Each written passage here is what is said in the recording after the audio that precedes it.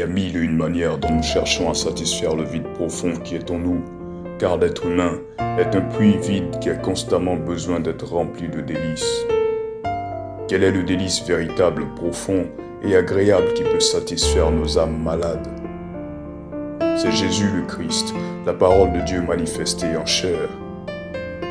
Sa parole est une épée qui donne la vie et qui fait mourir. Elle donne la vie aux morts et elle fait mourir les passions de nos chairs qui nous éloignent de la vie.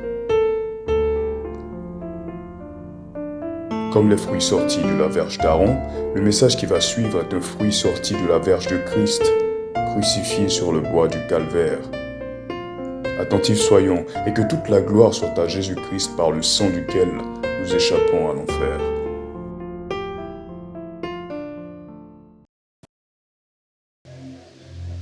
Alors, comme j'aime le dire, Dieu a commencé à créer toutes choses par la prière, en parlant.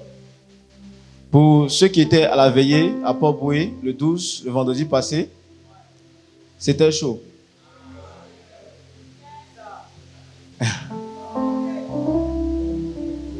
J'ai pour habitude de dire que lorsque Dieu a voulu créer les poissons, il a parlé à l'eau. Et les poissons sont sortis. Lorsqu'il voulait créer les arbres, il a parlé à la terre. Et les arbres ont commencé à pousser. Mais lorsqu'il voulait créer l'homme, il a parlé à lui-même. Il a dit, faisons l'homme à notre image et à notre ressemblance. C'est alors que tu vas remarquer que lorsqu'on déracine un arbre, il meurt. Et lorsque tu fais sortir un poisson de l'eau, il meurt aussi. Et lorsqu'un homme sort de la présence de Dieu, il expérimente la mort. Et de la même manière, tu vas voir que lorsque tu fais sortir un poisson de la mort, de l'eau, et que tu le laisses sur le rivage, son premier réflexe, c'est de aller à sa source. C'est de la même manière que quand Dieu a fait sortir Adam et Ève du jardin, leur premier réflexe, c'est de retourner dans le jardin. Et Dieu les a empêchés à cause de son amour pour eux. Pendant que Dieu les a empêchés, ils ont commencé à vivre l'enfer.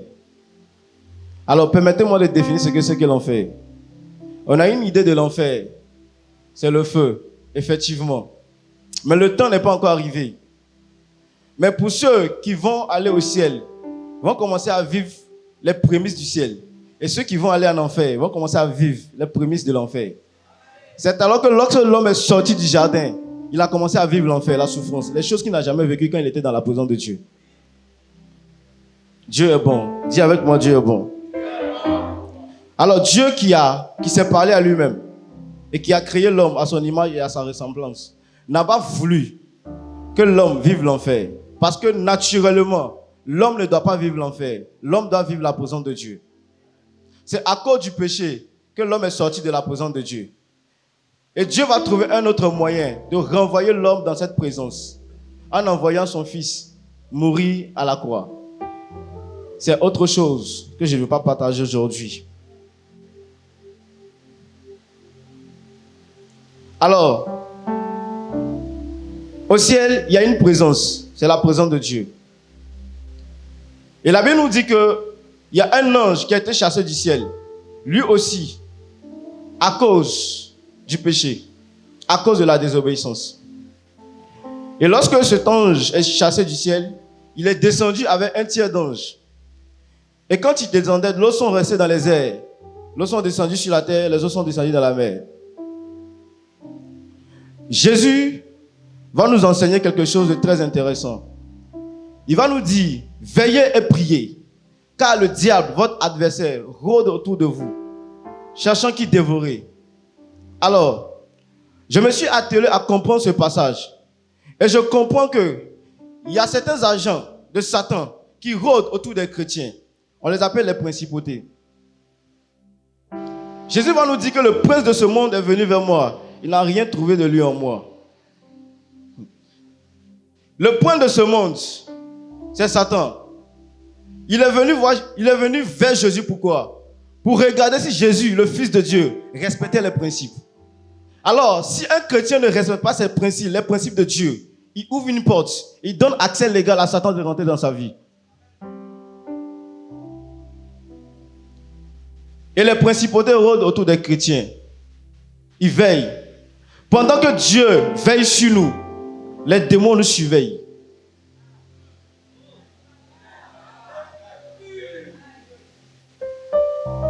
Ils surveillent, ils te surveillent pour voir si tu gardes la parole de Dieu. La Bible dit, si vous m'aimez, gardez ma parole. Tu as dit que tu quittes le camp de Satan et tu viens à Jésus. Donc, tu dois respecter la loi de Jésus qui implique de l'aimer et de garder sa parole. Alors, lorsque tu ne gardes pas cette parole, tu nous donnes l'accès légal de rentrer dans ta vie. Amen.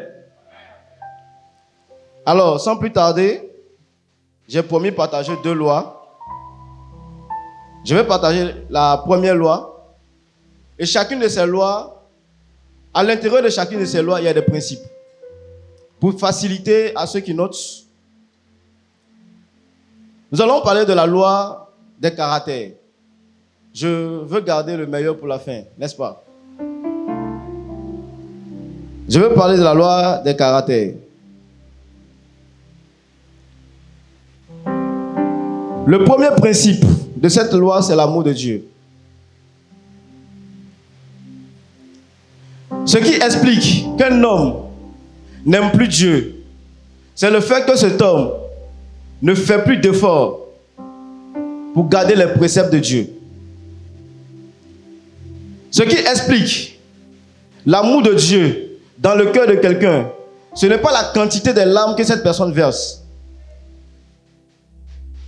C'est l'effort que cette personne fournit pour garder les préceptes de Dieu. Alors si tu ne fournis pas des efforts plutôt pour garder le commandement du Seigneur, il se peut que tu ne l'aimes pas.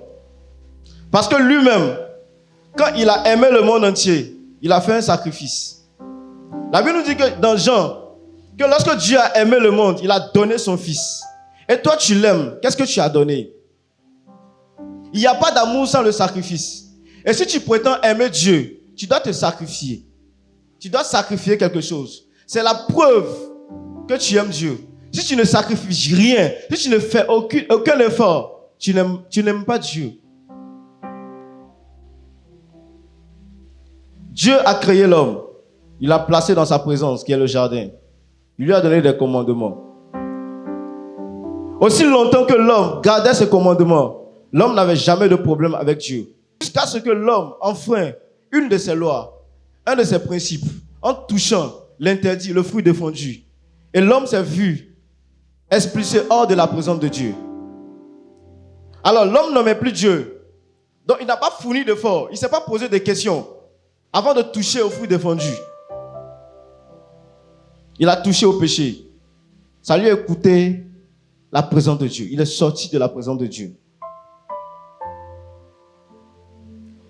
Je ne vais pas m'attarder là-dessus.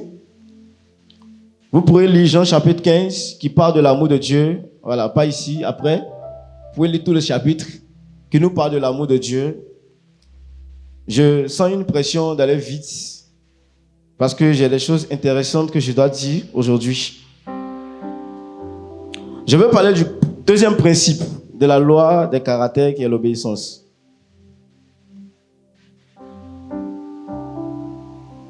Parlons toujours d'Adam et Ève qui sont sortis de la présence de Dieu parce qu'ils n'ont pas obéi au commandement du Seigneur. Ils sont sortis de la présence de Dieu. La Bible nous parle aussi d'un homme, un roi qui s'appelle Saül. On va commencer à lire les Écritures dans 1 Samuel 15. Je te dirai les versets que tu dois lire dans ce chapitre. 1 Samuel 15, le verset 1 à 3. 1 Samuel 15, le verset 1. Samuel dit à Saül, « C'est moi que l'Éternel a envoyé pour toindre roi sur son peuple, sur Israël. Écoute donc ce que dit l'Éternel. Ainsi parle l'Éternel des armées. Je me souviens de ce qu'Amalek fit à Israël, lorsqu'il lui ferma le chemin à sa sortie d'Égypte. Va maintenant, frappe Amalek et dévoue par interdit tout ce qui lui appartient. Tu ne l'épargneras point et tu feras mourir hommes et femmes, enfants et nourrissons, bœufs et brebis, chameaux et ânes. Versets 7 à 9. 1 Samuel 15, verset 7. Saül bâtit Amalek depuis Avila jusqu'à Shur, qui est en face de l'Égypte. Il prit vivant Agag, roi d'Amalek, et il dévoua par interdit tout le peuple en le passant au fil de l'épée. Mais Saül et le peuple épargnèrent Agag, et les meilleures brebis, les meilleurs bœufs, les meilleures bêtes de la seconde portée, les agneaux gras, et tout ce qu'il y avait de bon.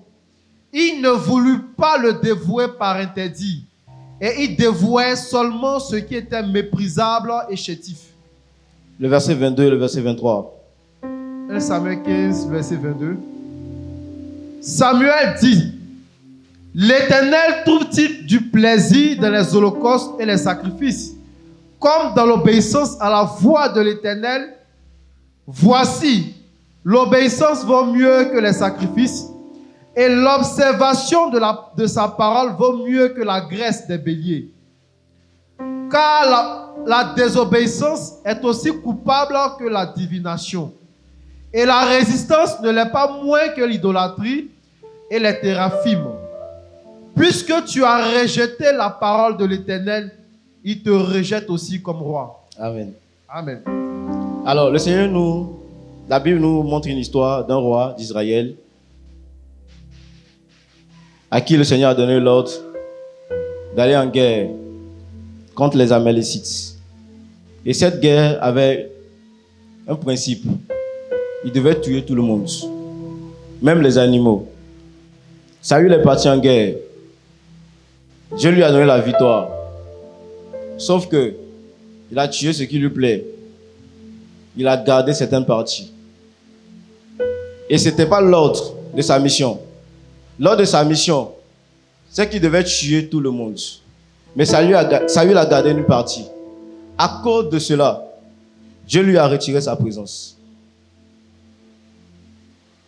Nous sommes dans la loi des caractères. L'obéissance à Dieu. Une personne qui vit dans une désobéissance continuelle ne peut pas vivre la présence de Dieu. Ne peut pas demeurer dans la présence de Dieu. Ce qui nous garde dans la présence de Dieu, c'est l'obéissance à la parole de Dieu. Plus tu es obéissant à la parole de Dieu, plus tu demeures dans la présence de Dieu. Alors que j'étais en train de prier ici tout à l'heure, le Seigneur me parle de 3 personnes qui sont ici, qui vivent une mort spirituelle, une sécheresse spirituelle. Tu peux lever la main, je vais te dire quelque chose. Il y a 3 personnes qui vivent. Une personne, 2 personnes. La 3e personne, c'est qui? D'accord? Il y a 3 personnes. Voici, il y a une loi que vous devez pratiquer. C'est la 2e loi que je vais partager tout à l'heure. C'est la loi de la contemplation. Alors, je vais vous inviter, quand vous allez arriver à la maison, à lire le psaume chapitre 1, le verset 1 à 3. Contemplez cette parole. Lisez, passez du temps à lire les 3 versets seulement. Le Seigneur va vous ressourcer. Amen. Alors, la désobéissance nous empêche plutôt de vivre la présence de Dieu. Donc, une personne qui veut demeurer dans la présence de Dieu doit obéir à Dieu, doit travailler son caractère, doit veiller à ce qu'il est en train de observer les préceptes de Dieu. Amen. Je vais parler du prochain principe qui est la communion fraternelle. Alors, lorsque j'entends la communion fraternelle, il y a un seul quartier d'Abidjan qui me vient en tête, Trècheville. C'est à Trècheville que j'ai connu le Seigneur. J'ai connu le Seigneur au travers de pasteur Wilfried, qui m'a prêché l'évangile. Alors que j'étais dans une église, et j'ai fait des efforts pour être fidèle à cette église. Parce que je n'aimais pas Dieu. Et un jour, pendant qu'on a fini le culte, j'ai acheté du gaba et on a mangé. Lorsqu'on a mangé, je lui ai dit que je dois rentrer parce qu'il y a ma go qui m'attend. C'est dimanche, on a un plan. Et Wilfried s'est étonné. Il dit, aïe, tu as go? Il dit, oui, il y a go. Aïe, j'ai plus que 18 ans. Il m'a dit que mais c'est pas normal. Il dit, c'est quoi qui n'est pas normal? Il m'a dit, non, tu travailles dans la maison de Dieu, tu ne dois pas avoir go. Et toi, tu ne me connais pas. Hein. J'ai fait des efforts pour avoir une seule go. Sinon, moi, avant, j'avais 3 go titulaires.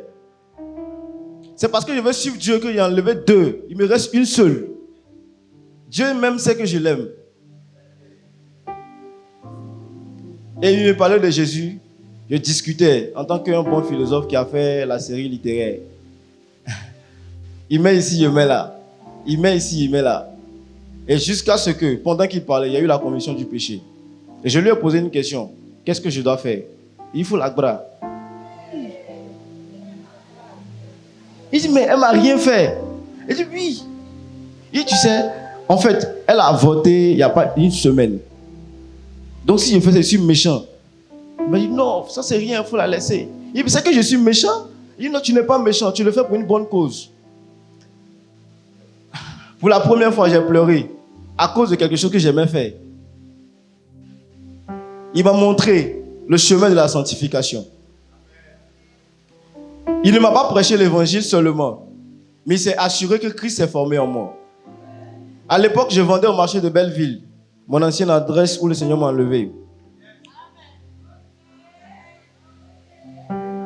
Wilfried était étudiant à l'université de Cocody. On connaît les cours universitaires en Côte d'Ivoire. Souvent il y a cours, souvent il n'y a pas cours. Et moi, ça m'arrangeait. Parce que quand il n'y a pas cours, il vient directement chez moi au marché. Il demeurait avec moi. Il me partageait la parole de Dieu. Il venait dormir chez moi à la maison. Il me partageait la parole de Dieu. Et il m'a dit que, tu vois, à l'église où on est là, il y a les jeunes qui se réunissent. Il dit, oui, ben, je vous vois, mais ça ne m'intéresse pas. Il dit, viens, tu vas voir quelque chose. C'était pas mon monde en fait. Prier, c'est pas mon truc. Je préfère soulever les chaises que d'aller prier. Ouais. Et un jour, ils m'ont invité à un programme à la MAPE en 2015. Le samedi, c'était un jour de marché à Belleville. Le programme commence à 15h. Je regarde mon agent, je regarde l'invitation. Il y a eu du mal à ramasser. J'ai ramassé quand même. J'ai emprunté à la gare de Bassam. J'arrive au CHU. Je vois la map, je rentre. Effectivement, je vois les jeunes que je connaissais. Il y avait Samuel, Brian, Jacques, Sarah Djaka. Je suis rentré. C'était le temps d'adoration. Et quand je suis rentré, c'est Sarah Djaka qui dirigeait l'adoration. Et tout le monde pleurait. Aïe. On prie et puis voilà, vous pleurez. J'étais là, je promenais mes regards. Tout le monde était à terre prosterné. Puis c'est quoi ça là? À cause ça, moi je n'aime pas ça là-haut. Et j'étais là, je les regardais. Et j'entends une voix qui me dit, tu n'as pas honte? Et honte de quoi? Oui, vous êtes les jeunes de même âge. Eux, ils aiment Dieu. Toi, tu n'aimes pas Dieu. Et moi aussi, j'ai commencé à pleurer. Et j'ai commencé à pleurer. Ils ont arrêté de chanter. Ils ont commencé à partager la parole. Moi, je pleure. J'ai pleuré jusqu'à la fin. Et je suis rentré à la maison. Je me suis posé beaucoup de questions. J'ai appelé Wilfried. Tu m'as mis dans quoi? Je me sens triste. Il y a quelque chose qui ne va pas dans ma vie. Ma mère m'a demandé à l'époque, qu'est-ce que tu as? Je sens qu'il y a quelque chose qui a changé dans mon cœur. Et Wilfried m'encourageait à la communion fraternelle. Si je tiens aujourd'hui debout, c'est grâce à la communion fraternelle. Pour ceux qui ont habité à Trècheville à l'époque, savent de quoi je parle. Lorsque il est 17h et que tu vas à la race 3, où l'évangile Jacques habitait avant, il y a toujours quelqu'un là-bas qui attend. Et une personne est là, il est assis sur le béton, l'autre personne va venir. Et on peut s'arrêter. Le béton ne peut prendre que 3 places. Donc il y a 3 personnes qui s'asseyent. Et nous, on est arrêtés. Après, une s'élève et puis l'autre s'asseye. On peut parler de 17h jusqu'à 23h. Souvent, c'est la maman des gens qui dit « Mais c'est un médecin, il est là, il est 23h, il faut les laisser, ils vont rentrer. » Et on va à la maison. Le lendemain, on revient. On demeurait dans la prière. On demeurait dans la parole. J'avais un péché mignon qui était la masturbation. J'avais confessé tout, sauf ça. Ça là, je ne peux pas dire à quelqu'un, honnêtement. J'étais un masturbateur senti noir. Un jour, à la mappe, ma deuxième fois. La première fois, j'ai pleuré. La deuxième fois, j'y étais très vite, très tôt. J'étais assis sur la deuxième chaise. Et pendant l'adoration, j'ai fermé mes yeux. Tout le monde était concentré. J'entends une voix qui dit, je suis là, dispose-toi. Pas parce que tu dors dans le salon de ta maman que tu dois te masturber. J'ouvre mes yeux, personne ne me regarde. Il ne sait pas qui a parlé. Et on m'a vu. À partir de ce jour, je ne me suis masturbé jusqu'à aujourd'hui. Le Seigneur m'a délivré à cause de la communion fraternelle.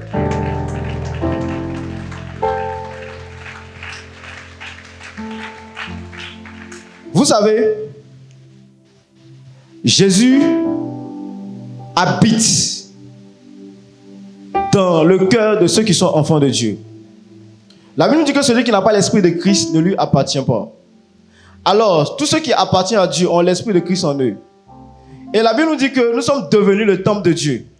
Donc, fréquenter ton frère en Christ, c'est fréquenter le temple de Dieu. Lorsque tu rends visite à un frère, tu n'es pas en train de rendre visite à un frère, tu es en train de rendre visite à Dieu. Parce que Dieu habite en lui. Et lorsque tu commences à rendre visite à cette personne, cette personne dégage des présences. Ce qui m'arrivait le plus, c'est que je ne pouvais pas pratiquer la communion fraternelle avec les frères de Trècheville, retourner à la maison et chercher à me masturber. Parce qu'il y a une sainteté qui me tape en fait. Leur sainteté m'a contaminé. Ceux-là, ils ne pêchent pas. Si je dois aller les voir demain, c'est que je dois m'arranger à ne pas me masturber aussi.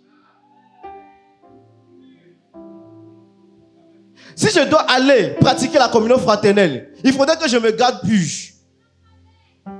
À cause du fait que je dois aller fréquenter les frères qui ont l'esprit de Christ en eux, je me gardais. Et comme le Père aime le dit, derrière chaque habitude, il y a un esprit. Et parce que j'ai commencé à me garder, à me sanctifier, l'esprit de sanctification s'est attaché à moi.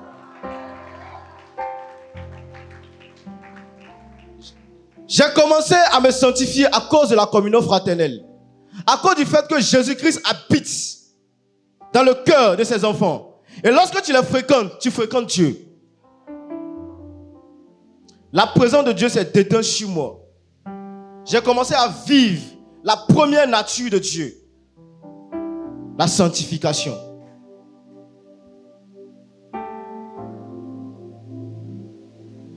Est-ce qu'on peut évoluer? Alors, je vais donner quelques versets et vous allez comprendre l'importance de la communion fraternelle pour une personne qui souhaite vivre et demeurer dans la présence de Dieu. Psaume 133, le verset 1 au verset 3. On va lire attentivement pour que nous comprenions. Amen. Amen. Psaume 133, le verset 1. Cantique des degrés de David. Voici, oh, qu'il est agréable, qu'il est doux pour des frères de demeurer ensemble. C'est comme l'huile précieuse qui, répandue sur la tête, descend sur la barbe d'Aaron, qui descend sur le bord de ses vêtements. C'est comme la rosée de l'Hermon, qui descend sur les montagnes de Sion. Car c'est là que l'Éternel envoie la bénédiction, la vie pour l'éternité. Amen. Amen. Voici les fruits qui découlent de la communion fraternelle. Lorsque tu veux expérimenter et vivre la présence de Dieu, n'abandonne pas la communion fraternelle. Il y a les fardeaux que tu ne peux pas porter seul. Il y a les luttes que tu ne peux pas faire seul. Tu as besoin de quelqu'un pour te soutenir. Jésus-Christ est venu sur la terre. Il n'a pas marché seul. Quand bien même qu'il est 100% Dieu, 100% homme, mais il a choisi 12 garçons pour le suivre. Il connaissait l'importance de la communion fraternelle. On va voir Jésus-Christ, à chaque fois qu'il parle prier, il prend 3. Il n'est jamais seul, le gars. La première fois qu'on l'a vu seul, dans Jean chapitre 4, c'est une femme qui est venue lui dire bonjour. Est-ce que je parle à quelqu'un?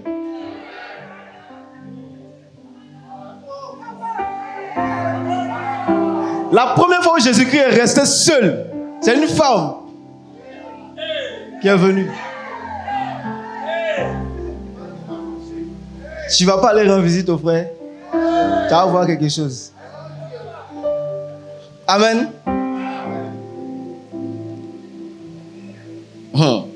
Je vais parler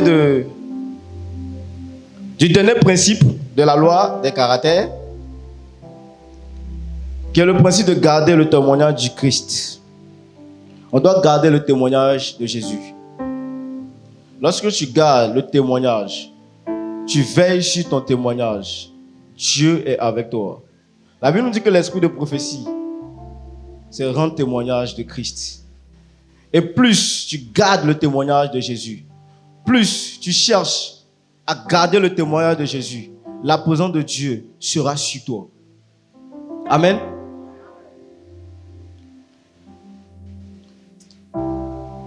Il y a un passage merveilleux dans la Bible que j'aime tant.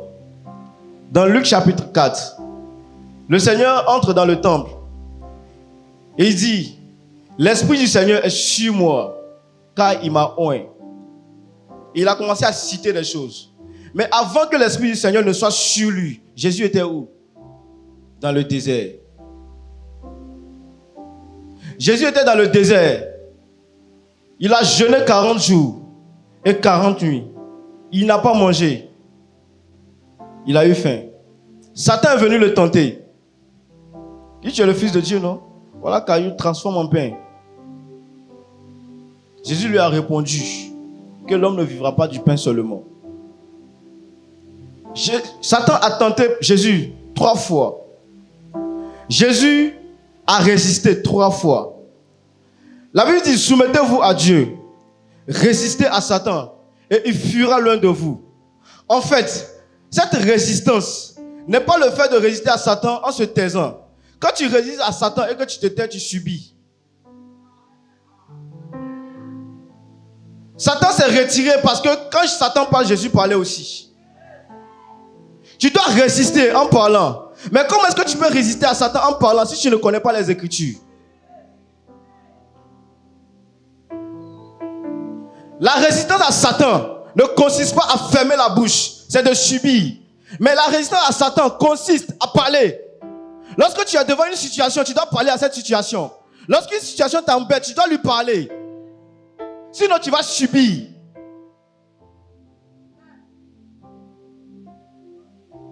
Tu comprends ce matin que cette situation que tu traverses, tu dois commencer à lui parler. Longtemps, tu as subi cette situation. Commence à parler. Et pendant que Jésus parlait à Satan, lui résistait en parlant. La Bible dit que Satan s'est retiré parce qu'il voyait que cette occasion n'était pas favorable. Jésus parlait trop. C'est alors que le Seigneur pouvait dire, l'Esprit du Seigneur est sur moi. L'Esprit du Seigneur n'était pas sur lui. Donc il y a certaines choses que le Seigneur ne pouvait pas faire. Il ne pouvait pas dérouler son cahier de charge. Mais à cause de la résistance à Satan et à l'obéissance à Dieu, le Saint-Esprit peut l'utiliser maintenant. Et après cette parole, il a dit, la parole de cette prophétie que vous venez d'entendre vient de s'accomplir. Parce qu'il y a quelque chose sur moi. À cause de la résistance.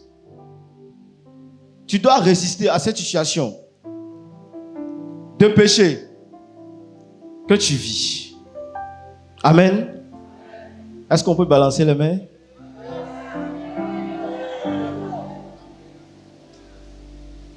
Je vais commencer à partager la parole de Dieu.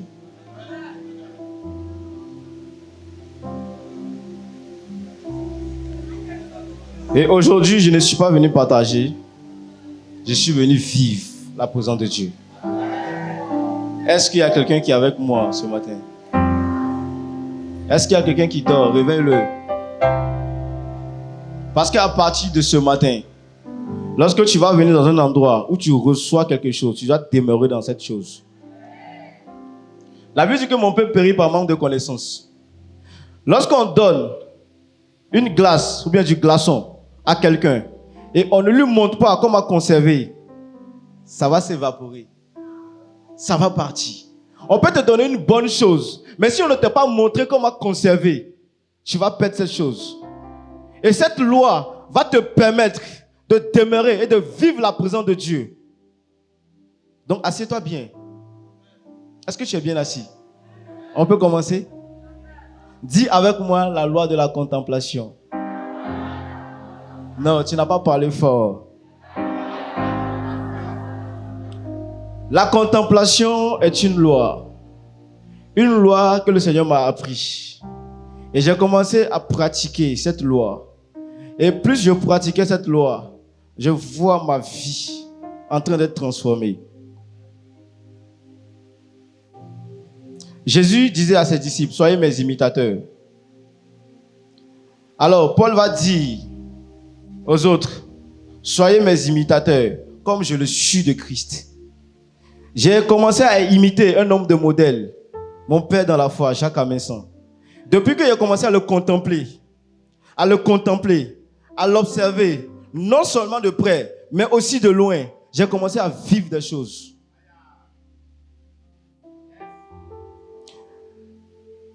Dans cette loi, je vais parler de 3 personnes de la Bible. Je vais parler de Moïse, je vais parler de Pierre, je vais parler de Paul. Et puis on va prier. Est-ce que tu es là avec moi ce matin? La loi de la contemplation a des principes. Le premier principe, c'est la patience. Le premier principe de la loi de la contemplation, c'est la patience. Est-ce que tu as fini d'écrire?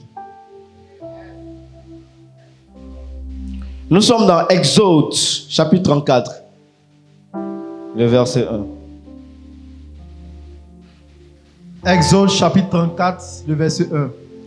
L'Éternel dit à Moïse, taille 2 tables de pierre comme les premières, et j'y écrirai les paroles qui étaient sur les premières tables que tu as brisées. Amen.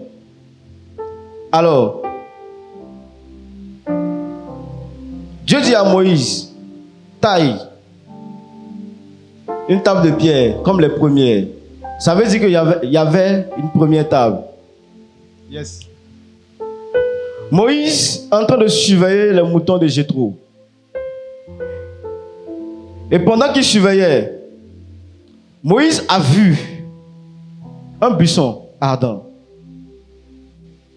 Et quand Moïse a vu ce buisson, le livre d'Exode est écrit par qui? Par Moïse. Moïse écrivait le livre d'Exode. Moïse a été fidèle dans ce qu'il a vu. Il a dit que il a vu l'ange de l'Éternel dans un buisson. Il avait dit que Moïse s'est détourné pour regarder quelle est cette grande vision.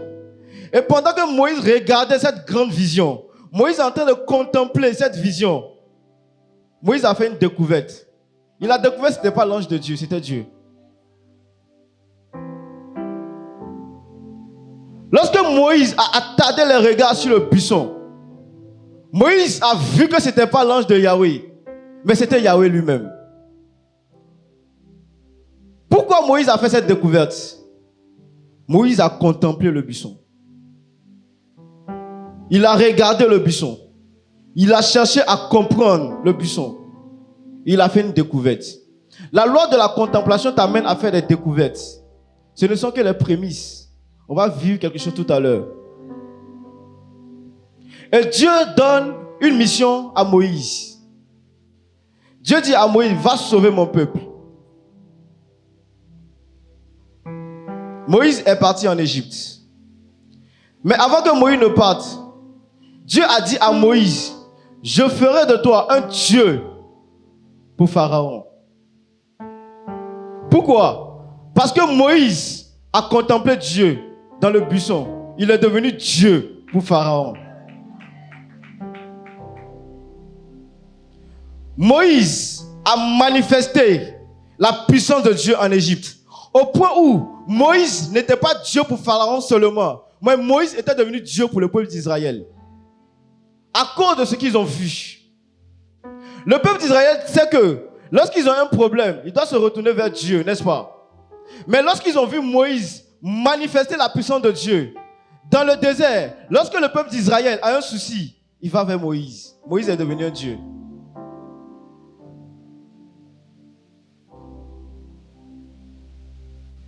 Il n'y a pas de salut du peuple sans le bois et le sang. Dieu ne peut pas sauver son peuple sans le bois et sans le sang. À cette conversation au buisson ardent, Moïse a demandé à Dieu comment ça va se faire. Dieu lui a dit, qu'est-ce qu'il y a dans ta main? Il a dit, voici un bois. La puissance de Dieu s'est reposée dans ce bois. Et Moïse devait partir en Égypte pour délivrer le peuple de Dieu au moyen du bois, qui est la croix. Mais le bois seul ne suffisait pas. Il faut du sang. Et la nuit, après avoir rencontré le buisson ardent, Dieu est venu tuer Moïse.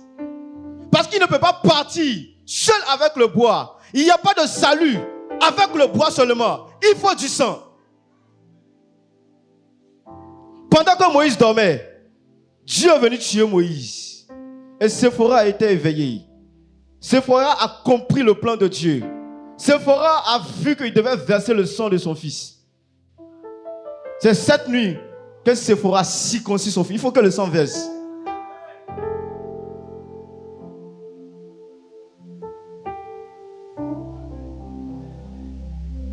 C'est alors que Moïse est parti en Égypte. Il a délivré son peuple, le bois et le sang. Est-ce qu'on est ensemble? Est-ce qu'on peut balancer les mains?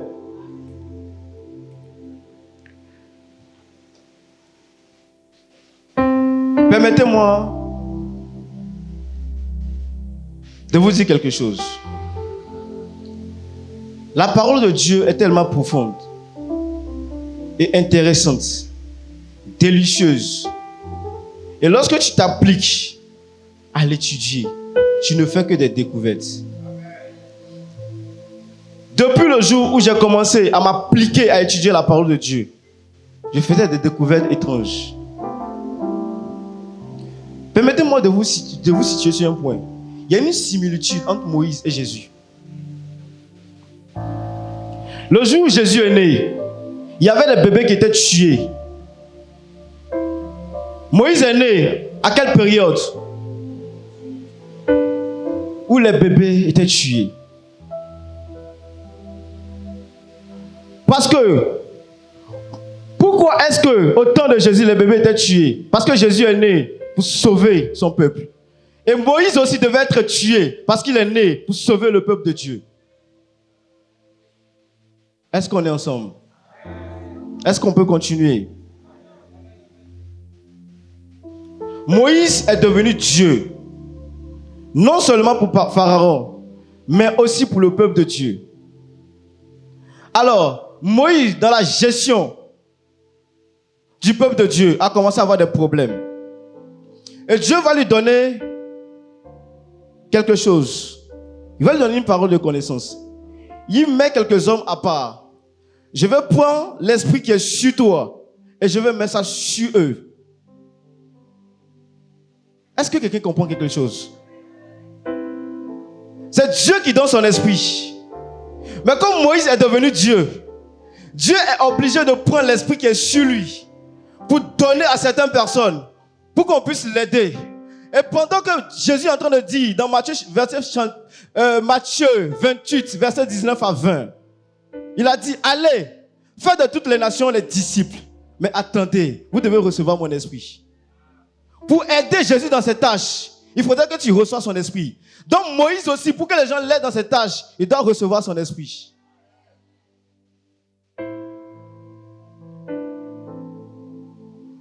Pourquoi Moïse est devenu Dieu? Parce qu'il a patienté. Moïse était appelé par Dieu pour recevoir la loi du peuple. Et Moïse a duré. Moïse a passé 40 jours sur le mont Sinaï. Et pendant que Moïse durait, le peuple d'Israël attendait. Vous savez, dans la vie de chaque être humain, il a besoin d'un Dieu. Moïse est devenu un Dieu pour le peuple d'Israël.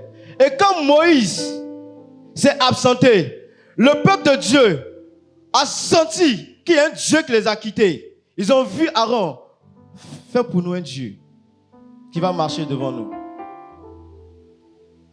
Le peuple de Dieu sait qu'il ne peut pas marcher sans qu'il y ait un Dieu devant lui. Et toi?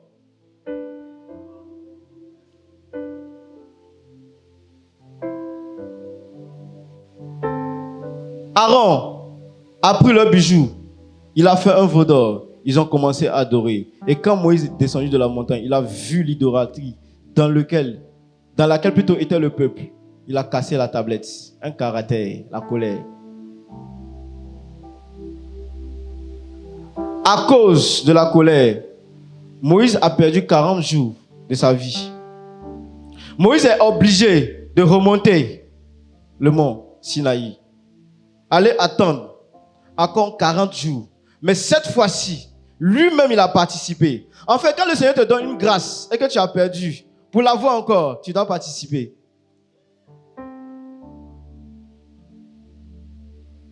Et Moïse a participé à cause du fait qu'il n'a pas gardé la première loi que Dieu lui a donnée.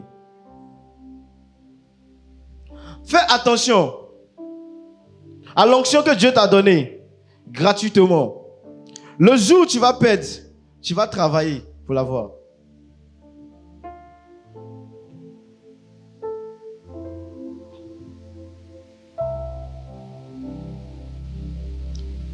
On va parler du deuxième principe de la loi de la contemplation, qui est la fixation. La fixation, fixer. Pendant le désert, beaucoup de choses se sont passées. Il y avait des murmures. Dieu a décidé de faire venir les serpents brûlants pour mordre ceux qui murmuraient contre Dieu et contre son serviteur. Et Dieu a fait apparaître les serpents qui ont commencé à mordre les enfants d'Israël qui vivaient dans la désobéissance. Et quand ils se sont repentis, ils sont allés voir Moïse. Il faut voir Dieu pour nous, on meurt. Et Dieu va dire à Moïse de faire quelque chose. Dieu va dire à Moïse de faire un serpent d'airain et de fixer sur un bois. Et quiconque sera mordu par ce serpent brûlant et qui va regarder le serpent qui est fixé ne mourra pas. Aussi longtemps que ces personnes fixaient le bois, ils ne trouvaient pas la mort. La loi de la fixation. Est-ce que tu fixes Jésus dans tes problèmes? Est-ce que ce que tu traverses actuellement, tu es en train de fixer Jésus? Ou bien tu es en train de subir? Tu dois fixer Jésus dans toutes ces situations que tu traverses. La fixation sauve de la mort. La fixation sauve de la mort. Et le peuple d'Israël n'est pas ces personnes seulement qui ont bénéficié de la loi de la fixation. Il y a Pierre, un jour, Jésus était avec eux. Il devait prendre la barque pour traverser. Ils ont oublié Jésus. Certainement, il est en train de prier quelque part. Et pendant qu'il était sur la mer, il y avait les vents, il y avait la tempête.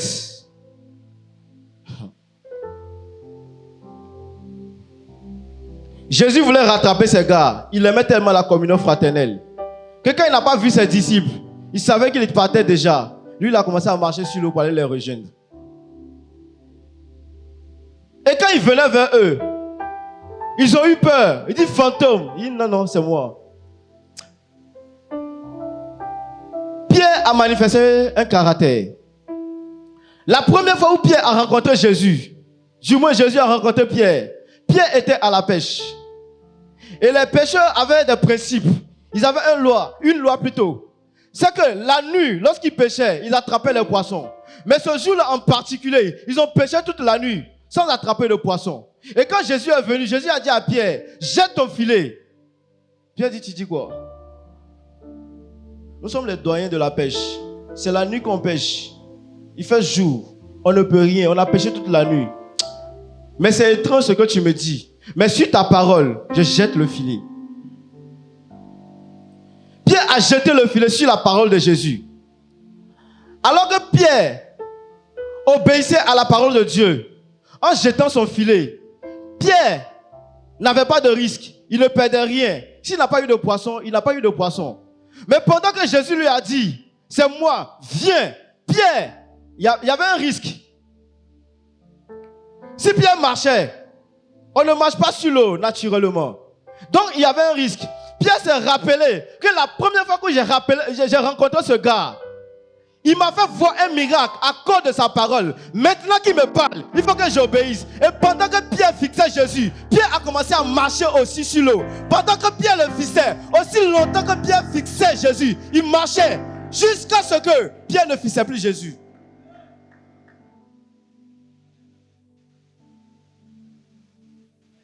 Et quand Pierre a arrêté de fixer Jésus, il a commencé à couler.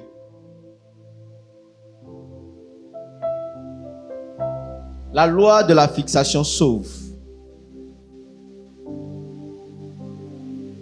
Est-ce qu'on est ensemble?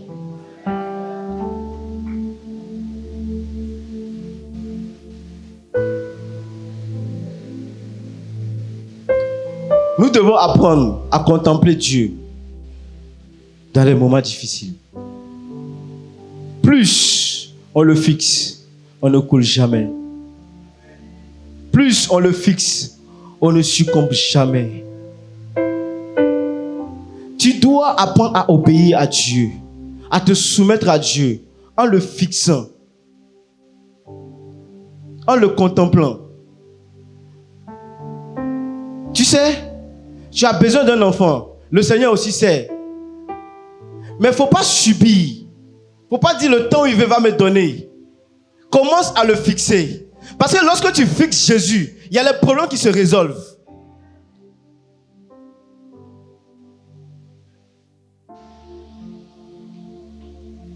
Tu dois prendre la décision à partir d'aujourd'hui de commencer à fixer Jésus.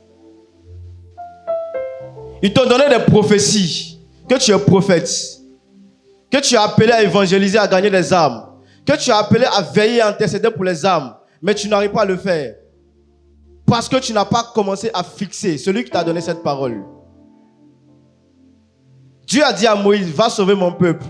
Moïse a dit, comment ça va se faire? Pose des questions et fixe Jésus. Il va te répondre. Il y a des personnes qui ont compris la loi de la fixation. David. On va lire Psaume 27, le verset 4.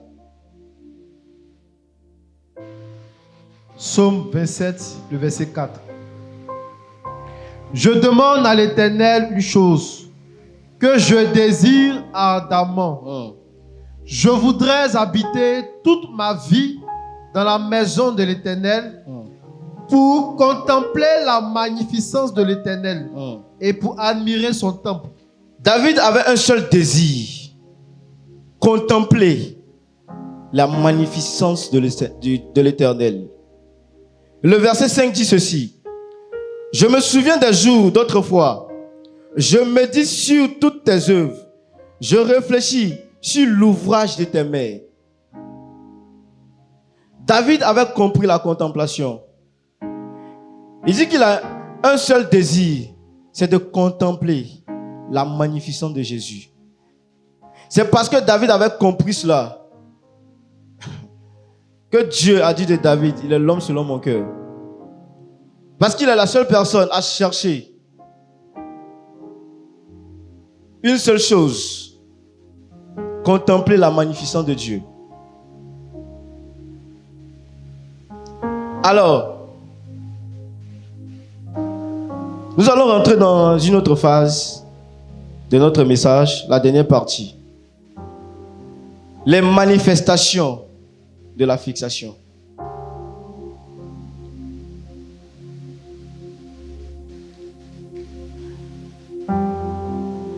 Lorsque tu pratiques la fixation, il y a les manifestations que tu commences à vivre. Il n'y a pas de personne dans la Bible qui a commencé à exceller dans les miracles, dans les dons, sans avoir pratiqué la loi de la contemplation et particulièrement la fixation. La Bible nous parle d'un jeune homme qui s'appelle Saul. Saul est zélé pour la loi de Dieu. Saul persécutait les chrétiens, pensant qu'il est en train de faire l'œuvre de Dieu. Jusqu'à ce qu'un jour, Paul a décidé d'aller tuer les chrétiens. Il a pris même l'autorisation pour aller à Damas, pour aller persécuter les chrétiens qui étaient à Damas. Et pendant que Saul de Tarse était sur le chemin, il a eu une apparition que Moïse avait eue dans le buisson ardent. Paul a vu une lumière qui lui est apparue. Et à l'intérieur de cette lumière sortait une voix, comme le buisson ardent. Il dit, Saul, Saul, pourquoi tu me persécutes? C'était Jésus qui était à l'intérieur de cette lumière.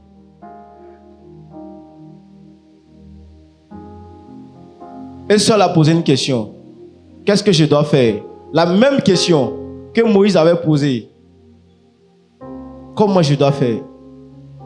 Dieu a donné à Saul de Tarse les directives. Il continue ton chemin. Va. Il y a un homme qui va prier pour toi. Et lorsque Ananias a prié pour lui, parce que Paul, après avoir rencontré ce feu, était devenu aveugle. On ne peut pas voir Dieu et vivre. Il y a certains états dans lesquels, lorsque tu te trouves, tu ne peux pas voir Dieu. Lorsque tu vis dans le péché, tu ne peux pas voir Dieu. Ça va devenir un jugement pour toi. Et vous allez voir que quand Moïse est descendu de la montagne la deuxième fois, son visage rayonnait comme le visage de Dieu. Et il sait que le peuple ne peut pas le regarder. Il faut qu'il cache son visage. Sinon, il y aura de la catastrophe. Donc, lorsque Saul de Tarse a rencontré la lumière qui était Christ, dans un état de péché, il est devenu aveugle. C'est au nom de la personne qui l'a rendu aveugle qu'ils ont prié pour lui. Il a retrouvé la vue. Ananias a conduit Paul à Jérusalem. Il l'a présenté aux 12. Et Paul a compris l'évangile, a compris la loi de la patience. Parce qu'à l'époque, les disciples aussi avaient une seule Bible, la loi. Et Paul aussi avait la même Bible, la loi. Et Paul n'a pas dit que je connais aussi la loi, laissez-moi prêcher. Non, Paul a patienté. Paul a patienté. Paul a patienté. Et dans sa patience, Paul a commencé à apprendre auprès des 12, ceux qui ont marché avec Jésus. Paul a commencé à apprendre les choses du royaume. Paul a commencé à apprendre les choses de la croix.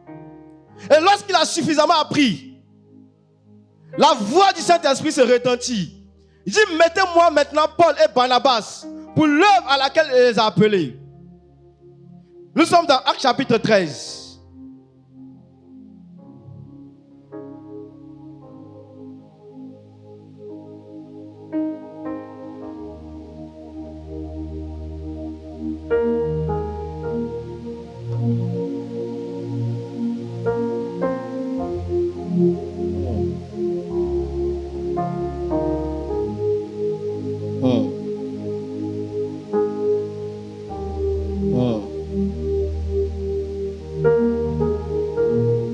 Actes chapitre 13, le verset 6 à 12. Actes chapitre 13, le verset 6. Ayant ensuite traversé toute l'île jusqu'à Paphos, ils trouvèrent un certain magicien, faux prophète juif, nommé Bar Jésus, qui était avec le proconsul Sergius Paulus, homme intelligent. Ce dernier fit appeler Barnabas et Saul et manifestèrent le désir d'entendre la parole de Dieu. Mais Élymas, le magicien, car c'est ce que signifie son nom, leur faisait opposition, cherchant à détourner de la foi le proconsul. Alors Saul, appelé aussi Paul, rempli du Saint-Esprit, fixa les regards sur lui et dit: homme plein de toute espèce de ruse et de fraude, fils du diable, ennemi de toute justice, ne cesseras-tu point de pervertir les voies droites du Seigneur? Maintenant voici, la main du Seigneur est sur toi. Tu seras aveugle. Et pour un temps, tu ne verras pas le soleil. Amen.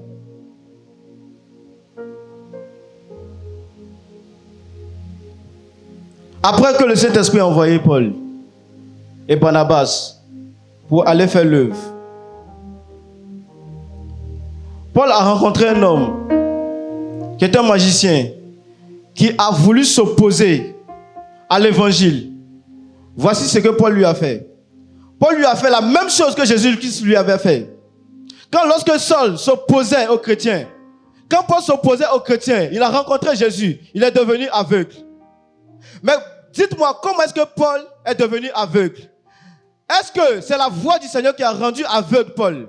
Non, c'est parce que Paul a commencé à fixer la lumière qui lui apparaît. Et cette lumière a ébloui ses yeux et il est devenu aveugle. Paul a pratiqué pour sa première fois la loi de la fixation. Et pendant que Jésus-Christ l'a appelé, il a commencé la mission. La première des choses qu'il a fait, il a fixé le magicien. Il lui a fait la même chose. Le magicien est devenu aveugle. Attention, chrétiens.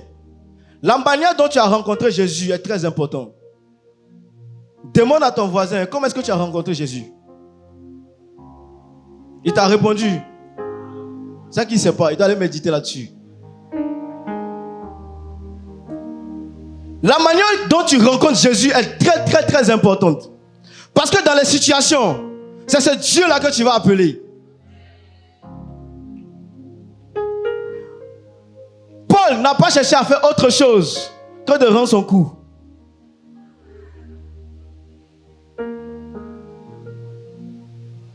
Paul a fixé la lumière, il est devenu aveugle.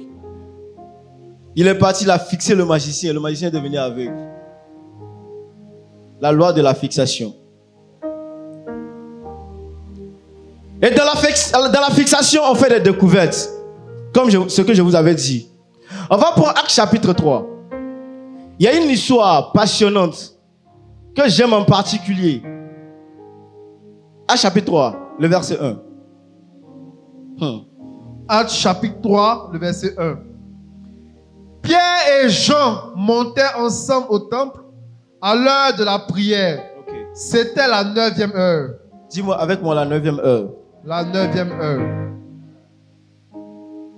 Il y avait un homme boiteux de naissance qu'on portait et qu'on plaçait tous les jours à la porte du temple appelé la Belle, pour qu'il demandât l'aumône à ceux qui entraient dans le temple. Cet homme, voyant Pierre et Jean qui allaient y entrer, leur demanda l'aumône.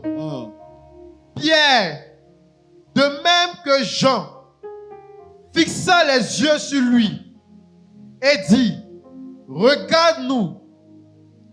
Et il les regardait attentivement, s'attendant à recevoir d'eux quelque chose.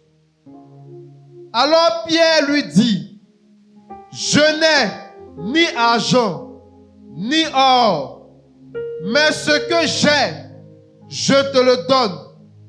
Au nom de Jésus-Christ de Nazareth, lève-toi et marche.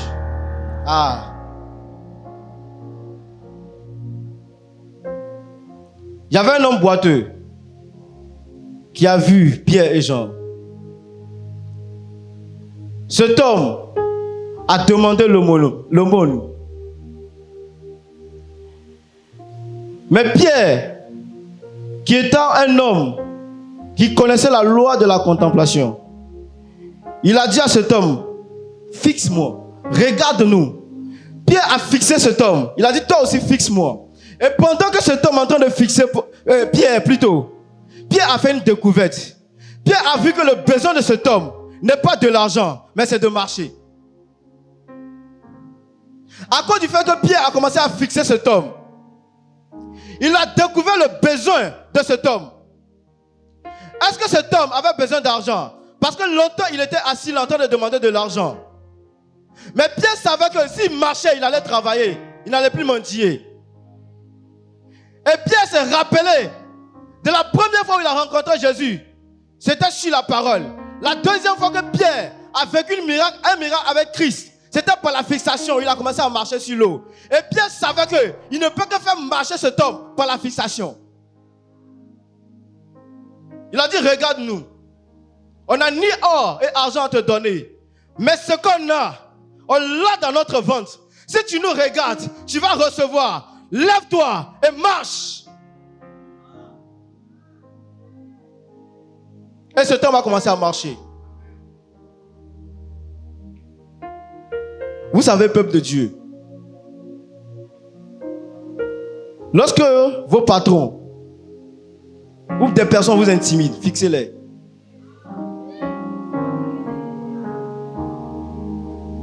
Baissez le regard, c'est un signe d'abandon. Il y a le feu dans vos yeux. Ils vont prévoir vous dire des choses. Mais pendant que vous serez en train de les fixer, ils vont voir le feu dans vos yeux. Ils vont commencer à bégayer. Ils vont commencer à tituber. Ils vont oublier les choses qu'ils vont vous dire. Vous avez des choses en vous. Et vous avez des lois pour les pratiquer. Nous avons reçu un esprit de force. Et cet esprit de force dort en nous. Parce qu'on ne sait pas comment les pratiquer. La Bible dit que celui qui est en toi est plus grand que celui qui est dans le monde. Mais pourquoi un homme qui est dans le monde peut t'influencer comme ça? Fixe-le. Il y a le feu dans tes yeux. Ne soyez jamais intimidés. On n'a pas reçu un esprit de timidité. Non.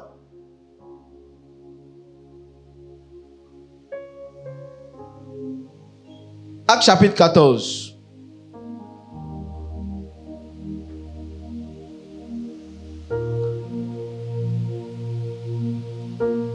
Actes chapitre 14, À partir du verset 8. à partir du verset 8. À Lystre se tenait assis un homme impotent des pieds, boiteux de naissance et qui n'avait jamais marché. Il écoutait parler de Paul. Il écoutait parler Paul. Et Paul, fixant les regards sur lui et voyant qu'il avait la foi pour être guéri. Attends d'abord. Il y a un boiteux qui écoutait Paul. Et Paul, ce boiteux, l'écoutait. Et pendant que Paul fixait ce boiteux, Paul a fait une découverte.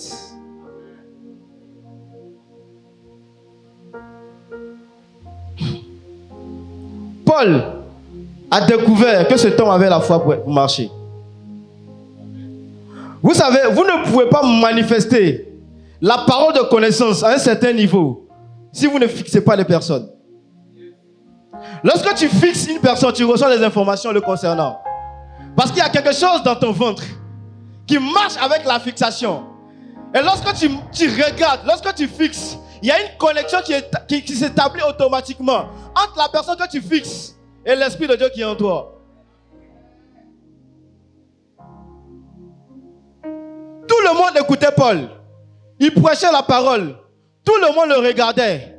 Mais quand Paul a commencé à fixer une personne d'entre ces personnes-là, il a su que cette personne avait la foi d'être guérie.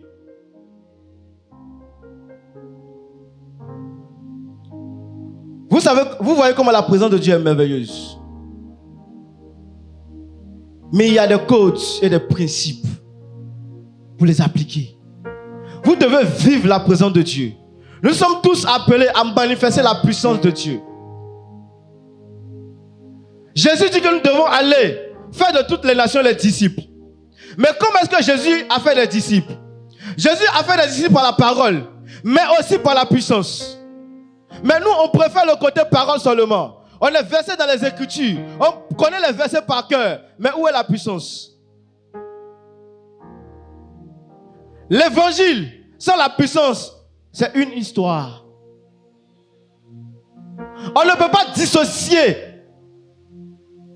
la parole de la puissance. Les deux marchent de pair. Mais pourquoi, dans cette génération, on ne manifeste que la parole seulement? On connaît les versets. On dit Pierre a fait marcher un paralytique. Ok, l'esprit que Pierre a reçu, tu as reçu le même esprit. Et toi, qu'est-ce que tu fais de cet esprit? Je fais partie d'une génération qui veut vivre la Bible. Je crois au miracle. Je crois que le Dieu que Pierre a servi, le Dieu que Paul a servi, n'est pas mort. Il est ressuscité. J'ai reçu aussi le même esprit.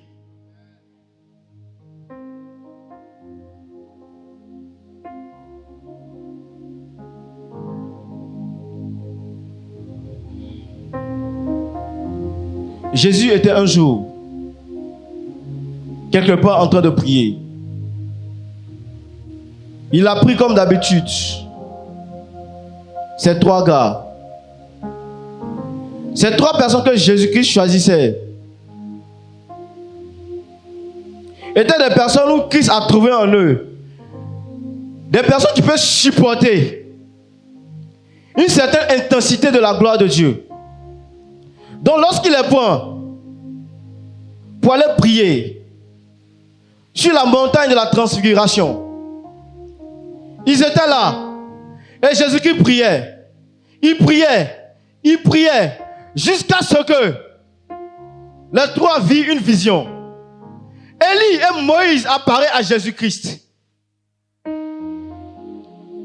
Les trois ont été témoins de cette apparition. Mais pourquoi ce n'était pas Zacharie et Jérémie qui ont apparu à Jésus-Christ? Mais pourquoi c'était Élie et Moïse?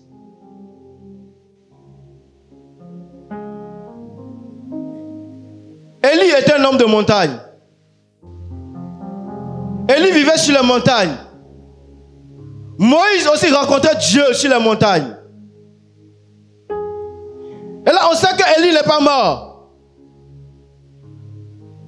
Donc, il peut apparaître. Qu'en est-il de Moïse?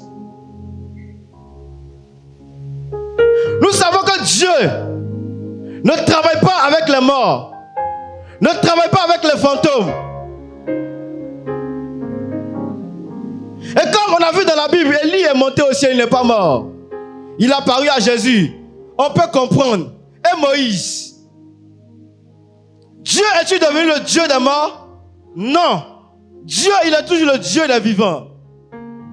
Moïse n'est pas mort.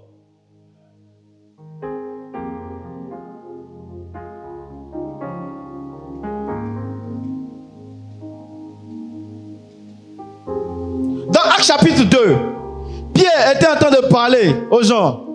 Il a dit, quant au patriarche David, il est mort et son sépulcre est encore au milieu de nous. Qui connaît le sépulcre de Moïse?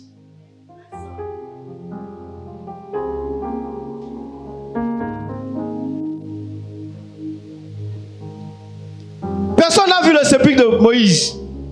Personne n'a vu comment Moïse est mort. Personne n'a vu là où ils ont enterré Moïse.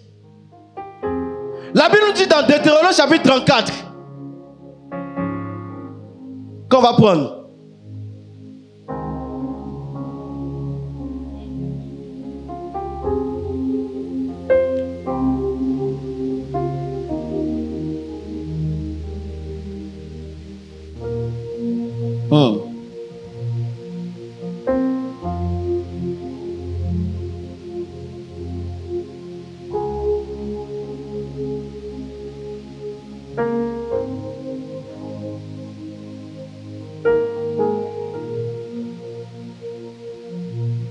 Verset 5 et le verset 6. Deutéronome chapitre 34, le verset 5. Moïse, serviteur de l'Éternel, mourut là, dans le pays de Moab, selon l'ordre de l'Éternel. Moïse est mort d'une mort, pas comme tous les autres morts. Moïse est mort selon l'ordre Le Seigneur a établi un ordre par lequel Moïse devait mourir. Alors que Moïse est mort, c'est l'Éternel lui-même qui a enterré Moïse. C'est étrange.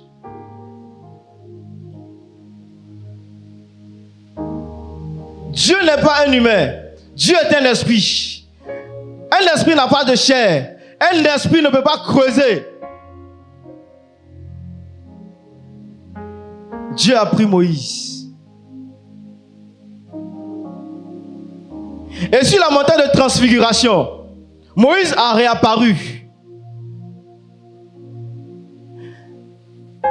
Si les 12, eux tous voyaient cette vision, ils seront scandalisés.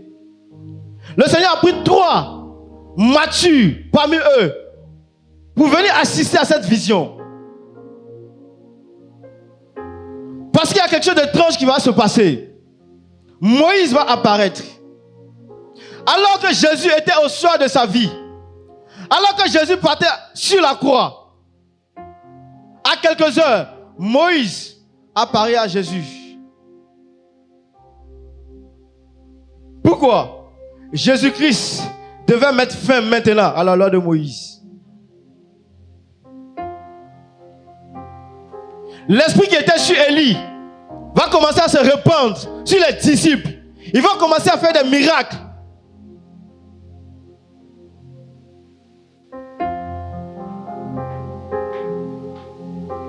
Moïse est un homme de montagne. Élie est un homme de montagne. Lorsque Jésus était sur la montagne, les hommes de montagne l'ont rencontré. Comment est-ce que tu as rencontré Jésus? Quelle est la manifestation de Jésus que tu aimes? Lorsque tu commences à pratiquer cette manifestation, tu vois Jésus en personne. Parce que Jésus est en train de prier sur une montagne. Il a attiré les hommes de montagne à lui. Bien-aimé, ma prière, c'est que ce matin, après ce culte, que tu commences à demeurer dans la présence de Dieu, que tu commences à vivre la présence de Dieu, que tu commences à démontrer la présence de Dieu. Les gens peuvent discuter la parole, mais ils ne peuvent pas discuter un boiteux qui a marché. Les gens peuvent discuter la parole, mais ils ne peuvent pas discuter un aveugle qui voit. Amen. Les gens peuvent discuter la parole de Dieu, mais ils ne peuvent pas discuter un mort qui est ressuscité d'entre les morts. Oh, nous prêchons un Jésus qui est vivant. Nous prêchons un Jésus qui n'est pas mort, qui est le Jésus des vivants. Et nous voulons annoncer aux gens que Jésus-Christ est ressuscité. Et nous devons commencer aussi à manifester la puissance de Jésus.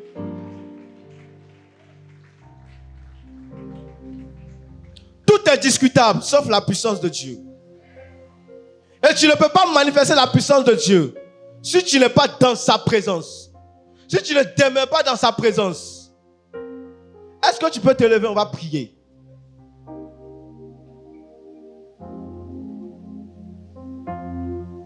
Ma volonté, c'est que ce message crée une révolte dans ton cœur. Et que tu dises que je suis fatigué de lire la Bible, mais que je veux vivre la Bible.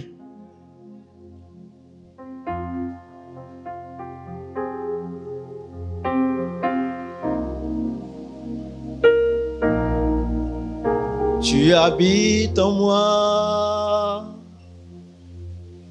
j'habite en toi, mon corps est ton temps, je suis ton atmosphère.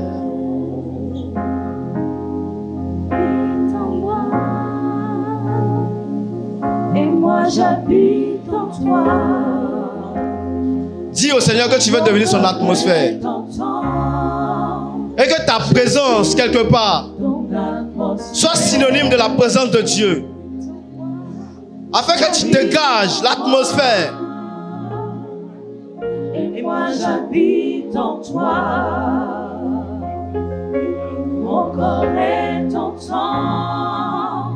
Je suis ton atmosphère. Tu habites en moi. Tu habites en moi. Et moi j'habite en toi.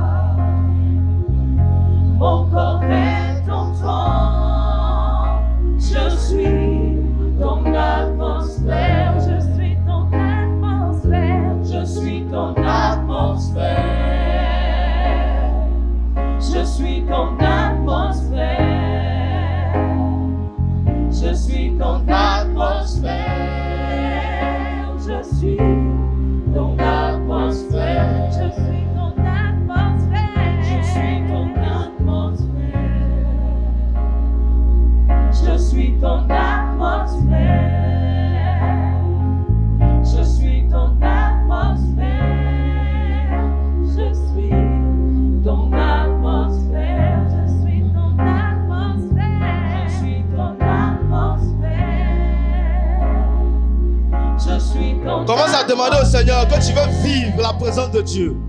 Je suis ton atmosphère. Tu veux demeurer dans la présence de Dieu. Je suis ton atmosphère. Parce que dans cette présence, seul que tu peux manifester la puissance de Dieu.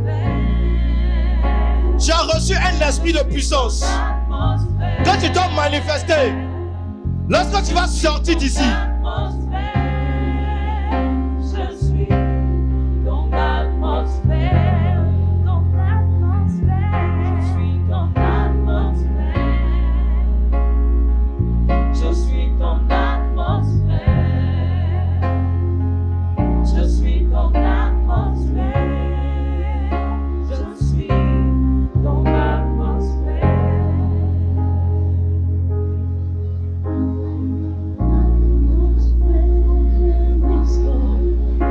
Saint-Esprit, nous voulons vivre ta présence. Il est temps que tu répandes sur nous ta présence. Nous voulons te vivre. Nous avons entendu parler de toi. Nous avons entendu des histoires. Nous avons lu dans la Bible les manifestations de la présence de Dieu. Et parce que nous avons reçu le même esprit, nous voulons aussi manifester cette puissance. Seigneur, déverse ta puissance ici. Que ta puissance soit répandue dans ce lieu. De la même manière, Moïse, lorsqu'il était sur la montagne, dans ta présence, et lorsqu'il est sorti de ta présence, son visage rayonnait comme la présence de Dieu. Nous voulons sortir d'ici avec une puissance sur notre visage, avec un feu dans nos yeux. Ce feu auquel les démons ne peuvent plus résister. Seigneur, chaque parole qui sortira de nous à partir de ce matin doit être accompagnée par le feu. Seigneur, nous voulons vivre ce que les disciples ont vécu sur la route d'Emmaüs. Lorsque tu leur parlais, leur cœur brûlait au-dedans d'eux. Seigneur, nous voulons aussi, lorsque nous serons en train d'annoncer la parole, que le cœur de ceux qui nous écoutent commence à brûler au-dedans d'eux. Nous voulons vivre la Bible. Nous voulons expérimenter la Bible. Nous voulons être des acteurs des derniers temps. Tu as dit, voici les miracles qui accompagneront ceux qui auront cru. En maintenant, ils parleront de nouvelles langues. Et nous parlons de nouvelles langues. Mais en ce qui concerne imposer les mains aux malades et que les malades soient guéris, on n'arrive pas. Parce que nous ne demeurons pas dans la présence de Dieu. Mais maintenant que tu nous as appris à demeurer dans la présence de Dieu, en pratiquant la loi et les principes, Seigneur, envoie-nous avec ta puissance. Ah. Bakunde lege de bro sapalianda lege ha. Brasunda la katapalianda lege bra. Bagé de bro sapalianda la katabre. Lege paluanda la katapalias kapatalia. Makapalianda la he. Kunde lege de bro sapalianda la ha. Makatapali sota palia. Lege de bro sapalianda la lege ha. Malias kopatalianda lege bro. Bakunde lege de bra. Makapalias kapatalia. Lege de bro sapatalia. Mandelege de bro sapalia. Makapalias kopatalia. Lege de bro kapatalia. Pendant que tu es en train de parler en langue, tu es en train de te transformer. Alias Kopalia, Makundele Palia, le Pralos Kapali Delega, Makapalias Kopatalia, Makatapalios Kapatalia, Rege de Bros Kapatalia, Sundelege de Bra, Malias Kopatalia Talagabra, Ragatatalias Kopatalia, Malios Kopatalia Delegebra, Roge de Bros Sapalia, Mantala Katapa, Radakatabre Sabalia, Lekete Palias Kopatalia, Rege de Bra. Mustala katapalias kopalia, palias kopadali delege de kabra, lege de basunda la katabra. Ah.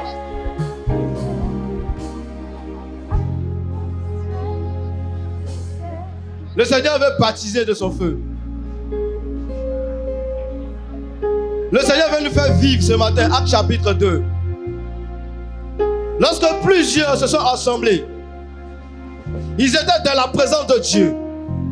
Ils ne font que prier dans la présence de Dieu. Et pendant qu'ils priaient, l'Esprit du Seigneur est descendu sur eux. Et ils sont transformés en une nouvelle personne. Pierre, qui a rejeté Jésus devant une femme, a eu l'audace maintenant de parler à 3000 âmes. Pierre, qui a renié Jésus devant une femme, après avoir goûté le don du Saint-Esprit, et a commencé à faire marcher les paralytiques. Et il a dit au souverain sacrificateur, jugez vous-même si je dois vous obéir qu'obéir à Dieu. La présence de Dieu donne une audace. Longtemps tu as eu peur de parler de Jésus. Il y a longtemps tu étais dans des endroits où le Saint-Esprit te poussait à parler de Jésus à celui qui est à côté de toi. Et tu ne pouvais pas. C'est parce que tu n'avais pas l'audace. Il y a une audace ici ce soir qui va te permettre de parler, de parler, de parler, de parler, même à ton patron, de parler à des personnes qui t'intimidaient avant. Tu vas commencer à leur annoncer l'évangile. Reçois la puissance de Dieu. Ah.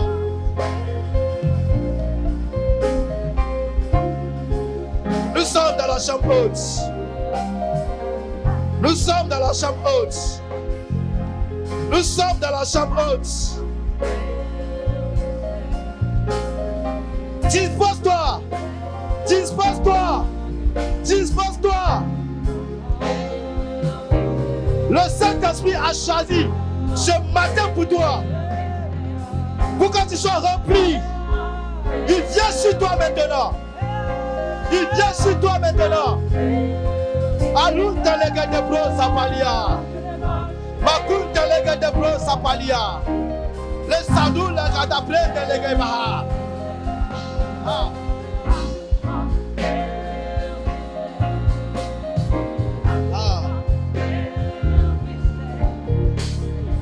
Il y a une atmosphère. L'atmosphère de guérison. Atmosphère de restauration. Atmosphère qui débloque les situations compliquées. Atmosphère pour les personnes déboussolées. Il y a une atmosphère pour les personnes découragées. Il y a une atmosphère pour les personnes qui pleurent. Il y a une consolation. Il y a une force. Ah!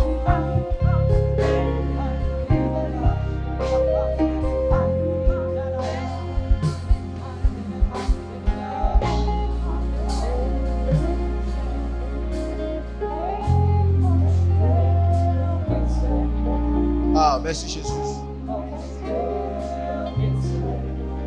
Merci Saint-Esprit.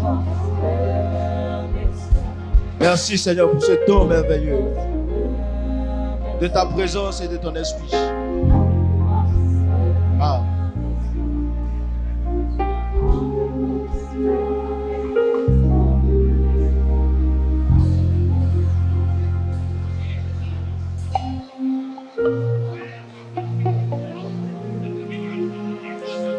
Je veux profiter de cette présence pour lancer un appel pour une personne qui veut marcher avec Jésus-Christ et commencer à vivre la présence de Dieu. Si tu es ici ce matin et que tu veux te donner à Jésus, tu prends la résolution pendant que tu m'écoutais à vivre la même présence que Jésus-Christ a promis à ses enfants. Lève-toi, on va t'encourager. Est-ce qu'il y a quelqu'un ici qui a pris la résolution de marcher avec Jésus-Christ? De donner réellement sa vie à Christ et commencer à vivre les choses que Christ a réservées pour les humains. Si tu es ici, lève les mains, lève les mains, lève les mains, on va te voir. Est-ce que tu peux venir vers moi? Venez vers moi.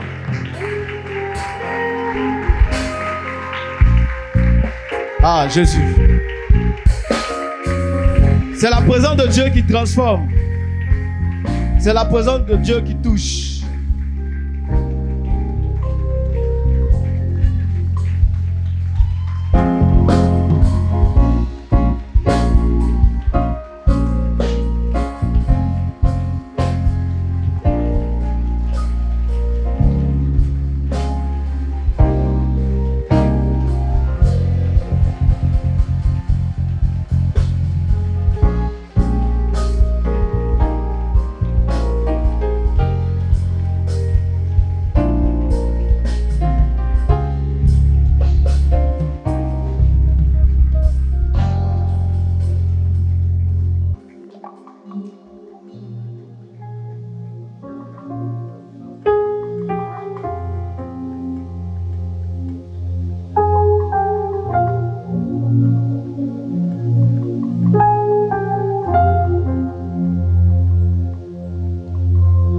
Pendant que je la fixais, il y a une présence qui est descendue sur elle.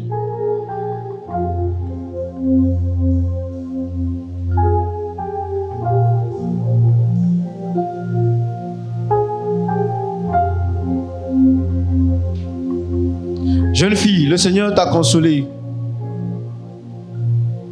Le Seigneur t'a consolée ce matin. Tu as beaucoup pleuré. Tu as beaucoup recherché sa présence. Il te donne sa présence aujourd'hui. Et tu vas la vivre comme tu veux, quand tu veux, où tu veux. Le Seigneur te choisit ce matin pour annoncer l'évangile aux nations. Et ta particularité, c'est que lorsque tu vas ouvrir la bouche, ce ne sont pas des paroles qui vont sortir, mais c'est les flammes de feu qui vont sortir. Lorsque tu vas ouvrir ta bouche, c'est une épée qui va apporter le jugement dans le cœur.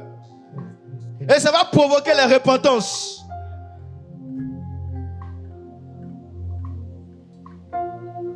Prophète Didier, est-ce que tu peux prier pour elle? Basunta la katabrando le gabo chapalia.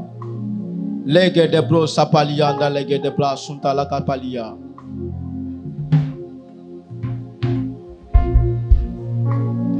Ma soeur, le Seigneur dit que tu dois faire un choix. Fais un choix entre la sanctification et la vie de la chair. Tu dois faire un choix entre la sainteté et vivre comme tu l'entends.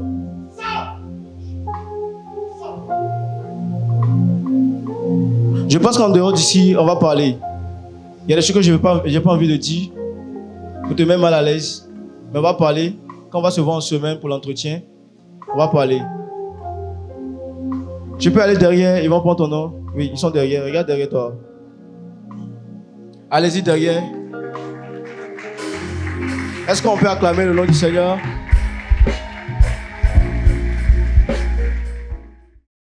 Je désire connaître Jésus. Je désire connaître Jésus.